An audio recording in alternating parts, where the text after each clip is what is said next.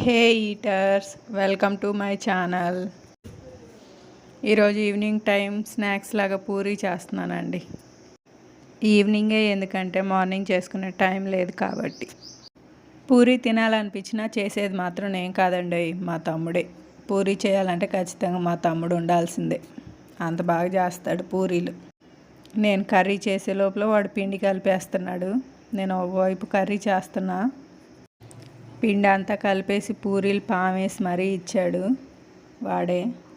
మీ ఇంట్లో కూడా ఉన్నారా ఇలా సిస్టర్స్కి హెల్ప్ చేసే బ్రదర్స్? మా తమ్ముడైతే పూరీ చేసే రోజు ఖచ్చితంగా హెల్ప్ చేస్తాడు. ఏ పని చెప్పినా చేస్తాడు. అలా చెప్పమని వాడే చెప్పాడండి, నేనేం కావాలని చెప్పట్లేదు. అన్ని పనులు కాకపోయినా కొన్ని అయినా చెప్తే చేస్తాడులేండి. ఈ పూరీ విషయానికి వస్తే పిండి కలిపేటప్పుడే కొంచెం ఆయిల్ సాల్ట్ వేసి కలిపాడు పూరీలు సాఫ్ట్గా రావడానికి. మీకు కావాలంటే కొన్ని పచ్చిపాలు కూడా వేసుకోవచ్చు. పచ్చిపాలు పోస్తే పూరీ చాలా సాఫ్ట్గా ఉండిద్దండి. అందుకు పూరీ పొంగి అలానే ఉండాలంటే పిండిలో 2 స్పూన్ల ఉప్మా రవ్వను కూడా వేసుకోండి. మేమైతే వేయలేదు.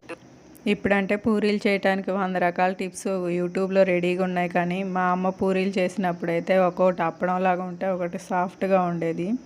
పూరీలను బాగా రోస్ట్గా వేపేది. అప్పుడు ఆ రోస్ట్గా కాలిన పూరీలని పంచదారతో తినేవాళ్ళం. ఎంత బాగా టేస్ట్గా ఉండేవి అవి అయితే.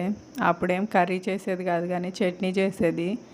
అయినా రోస్ట్గా కాలిన పూరీలో పంచదార వేసుకొని తింటే ఆ ఫీలింగే వేరండి.